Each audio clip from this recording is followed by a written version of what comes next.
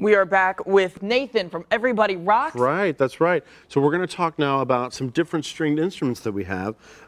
With the guitar is something that has 6 strings, and some stringed instruments have more, some have less. There are similar things about guitars and other stringed instruments, and there are differences. So before I show you the other ones, I just want to define a few things so that we all know what we're talking about. We always count our strings from the floor to the ceiling. This one has 6 strings, 1, 2, 3, 4, 5, 6. And then these little boxes right here, that's where we put our fingers to change the notes. So you'll see that if I change which box my finger is in, it changes the note, right? These boxes are called frets. I also brought 2 other instruments that have similarities and differences. So I'm going to put my guitar down just for a second and show you these. Sai, can you hand me the ukulele? So this is a ukulele. You can see that it's similarly shaped to a guitar. The mini right? guitar. It's like a mini guitar, right? When I play the notes on a guitar without pressing down on any of the strings, it sounds like that. When I play a ukulele, it sounds a little bit different. So the notes on the ukulele are tuned to different notes, and they're also a little bit higher up, right? So with the guitar, you have low sounding strings, and with the ukulele, you don't really have that. Most everything is pretty high. You know what? I've found that when you play a ukulele, it's really hard to be sad. I don't think I've ever heard a ukulele song that's sad. I don't think so. I don't think it's possible. So you'll see that similarly to the guitar, I press down on strings with one hand and I play with the other. But a ukulele has 4 strings instead of 6, and these particular guitars and ukuleles are different in terms of that these strings are plastic or nylon. A lot of times, if somebody wants to play a guitar and they're still small, right? They're still a kid, then you might start with a ukulele because it's easier to press down on the strings. Yeah. So we've got ukuleles and we've got guitars. Lou, can you hand me that one? Or both of you, thank you, awesome. This is a mandolin, and you can see that it's small like a ukulele, right?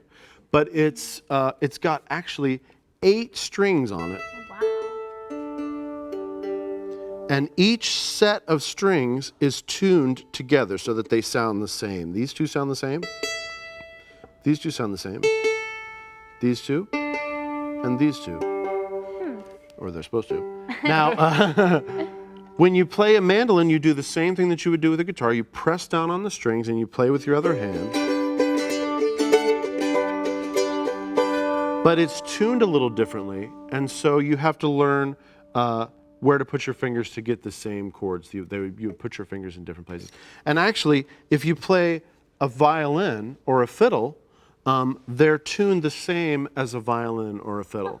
So if you're someone who's taken violin in school, then when you pick up a mandolin, it won't be as different as if you picked up a guitar.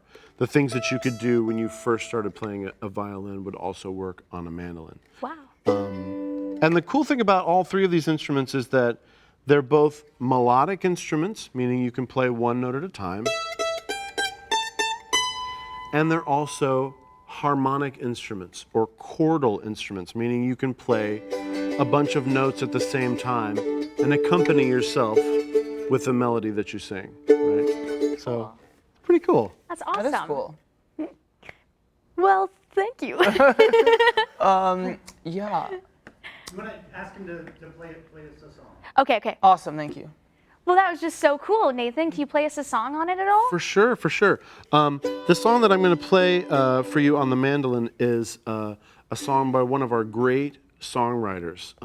His name is Woody Guthrie, and he wrote "This Land Is Your Land," which is a song that you've probably heard before. This song is one of his lesser-known songs. If you don't know anything about Woody Guthrie, he was around at the turn of the 20th century, and kind of grew up in the Great Depression and had a crazy life, lived all over the place, lived in California, lived in New York, and was a great songwriter as well.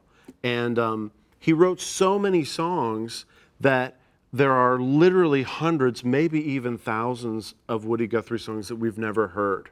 Because he would just write them, put them aside, write them, put them aside. Wow. So in the early 2000s, this song came out.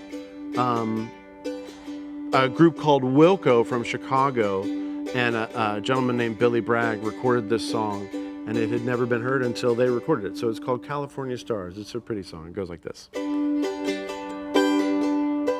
I'd like to rest my heavy head tonight on a bed of California stars. I'd like to lay my weary bones tonight on a bed of California stars. They hang like grapes on vines that shine and warm the lover's glass. Friendly wine, yes, I give my life to lay my head tonight on a bed of California stars.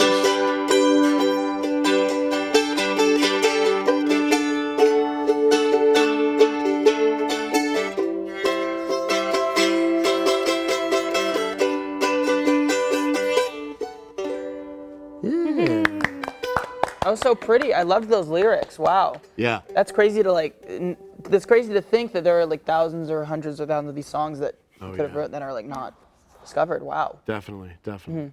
He was one of our great songwriters, and we've heard "This Land Is Your Land" before, probably, but that's just the tip of the iceberg. There's so much to learn about Woody Guthrie. Yeah. So, yeah.